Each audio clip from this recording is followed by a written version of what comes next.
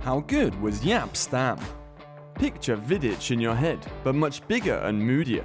What's more, he was very quick, and his man marking and reading of the game were superb. Jaap Stam was a commanding presence in defence, and the complete defender. If you're old enough to have watched Jaap Stam in a United shirt, smash the like button, and let's see how many football OGs we have here. Now, was Jaap Stam really all that good? Well, don't make your decision just yet. Stick around till the end of the video, and then let us know your thoughts in the comment section. In a recent show that he co-hosted with current Liverpool defender Virgil van Dijk, former Manchester United defender Rio Ferdinand named his top 5 Premier League defenders of all time. Ferdinand surprisingly chose himself before adding his former teammate Nemanja Vidic, Van Dijk, Stam, and then Terry. Van Dijk picked Ferdinand as the best, then he also added Vincent Kompany, Jaap Stam, John Terry, and Sami Hyypia to the list. Although he was included in the list, the order appeared to have triggered a reaction from John Terry, who responded by posting some of his stats on Twitter. And then there was a back and forth between the two Premier League greats. Very interesting stuff, but that's not our focus today. The truth is that neither Ferdinand, Van Dijk, nor the enraged Terry are right, and Jaap Stam continues to hold the record for best defender in Premier League history.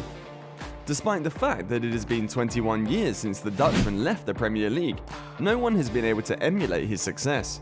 Not Van Dijk at Liverpool, not Terry at Chelsea, and not Ferdinand at United. Even though Stam's time in England was only 3 full seasons, it was more than enough for him to earn recognition as the greatest Premier League player ever. He never ended a season anywhere other than on top and as a winner, taking home the Premier League in 1999, 2000 and 2001. He helped Manchester United become the first team from a major European league to complete the treble in 1999 by winning the Champions League, FA Cup and the Premier League.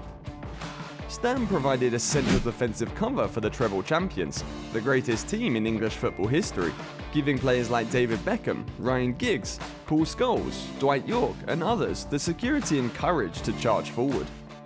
In 1999 and 2000, UEFA named him their Defender of the Year, and most Premier League managers declared that they'd love to have Jaap Stam in their teams. Despite just spending one of his 19-year career with Stam, at United in 1998-99, Schmeichel still rated the Dutchman as the best defender he had ever played with. Stam almost always had a clean pair of shorts at the end of the game because he rarely had to make a last-second tackle. His signature move was to get up to a striker, steal the ball, and then pass it to a teammate. And because he was Dutch, he could also be tremendously graceful. He was always composed on the ball and had no trouble bringing it out of defence. Stam didn't appear to have any weaknesses as a player. His 6'3" height and imposing frame gave him the ability to dominate and intimidate any rival striker who dared get within striking range. He was also extremely quick, so much so that it is hard to remember ever seeing him get beat in a race for the ball. He had the kind of speed that is rarely given to a defender. He was very good aerially and also had a wicked right foot, which helped him score a few long-range shots. He scored a total of 22 goals and provided 11 assists in 492 appearances. Ryan Giggs once wrote in his autobiography, "Once Jaap's pace took him into the channel ahead of an attacking player, they had no chance. He was so strong, it was a mismatch. He would not be beaten." After making an impression during his career in his native Netherlands that saw him steadily climb the Eredivisie ladder, Stam became the most valuable defender in English football history when he signed for Manchester United in 1998. The centre-back began his career at FC Zwolle before having brief stints with SC Cambuur and Willem II. His major break came once he joined PSV Eindhoven, where he quickly solidified his position as one of the best players in Dutch football. Aside from winning the Eredivisie, the KNVB Cup, and 2 Johan Cruyff Shields during his 2 seasons in Eindhoven, Stam was awarded Dutch Footballer of the Year in 1997. He transferred to the Premier League the following summer after the Red Devils paid a record-breaking £10.6 million to whisk him away from PSV. As the senior stars from their early dominance of the Premier League had faded, United was in the midst of transition. The previous summer, Eric Cantona announced his unexpected retirement, while Brian McClair and Gary Pallister left their positions to make space for the additions of Stam and Aston Villa striker Dwight Yorke. Stam's tenure with the team got off to a disastrous start when he struggled in a 3-0 Charity Shield loss to the reigning champions Arsenal. Despite his athletic prowess, Nicolas Anelka's pace made it a challenging afternoon at Wembley, introducing Stam to the difficulties of English football. With his lessons learned, he easily adjusted to the new tier as United built a title challenge. The Dutchman was a domineering opponent who was imposing, commanding, and had a sneaky turn of speed to match even the Premier League's best strikers. United lost at Middlesbrough on December 19th and fell to 3rd place, their 3rd Premier League loss of the year, but after that game, they went undefeated. Stam's only goal for the team came in a 6-2 thumping of Leicester, and a 19-game unbeaten streak helped the team win another championship. The Red Devils had to defeat Spurs on the season's final day, and they did so by coming from behind to win.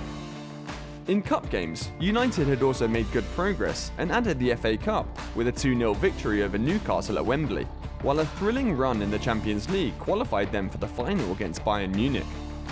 The last time United played in Europe's biggest game with the possibility of a historic treble in their eyes was when Sir Matt Busby's legendary team did so in the 1960s. The Red Devils scored twice in stoppage time to reverse the loss and win the Champions League in the most spectacular of finishes. Stam's debut campaign had finished with the creation of previously unheard of history. Moments like that are why you want to become a professional footballer, Stam told WFI. When I left PSV to come to Manchester United, I wanted to come to England to win trophies and establish myself on the world stage, he said. After the club's treble win, Stam was voted UEFA Club Best Defender of the Year, and he kept the title the next year too. After a strong debut season, he was also named to the PFA Team of the Year. He was also recognised as one of the best in the league for 3 straight seasons, as United won 3 Premier League championships. With 97 goals scored during the 1999-2000 season, the Red Devils set a new record by finishing 18 points ahead of Arsenal. They went on to become the first side since Liverpool in 1984 to win 3 straight top-flight championships. Stam was the dominant defensive force the team had been lacking ever since the fruitful core of Steve Bruce and Pallister broke up that had been at the heart of their success. He had become the best defender in the Premier League thanks to his brutal strength, tenacity and steely gaze, but his time at Old Trafford was coming to an end. Concerns about whether the 29-year-old had lost any speed after suffering an Achilles injury, along with rumours of a falling out with Ferguson over remarks in his autobiography, led Manchester United to accept a £16.5 million bid from Lazio. Stam was hastily evicted from the club, and a lot of people are of the opinion that he was pushed out because of the negative headlines that his book generated at that time. In that book, he included a shocking revelation that Ferguson had encouraged his players to dive.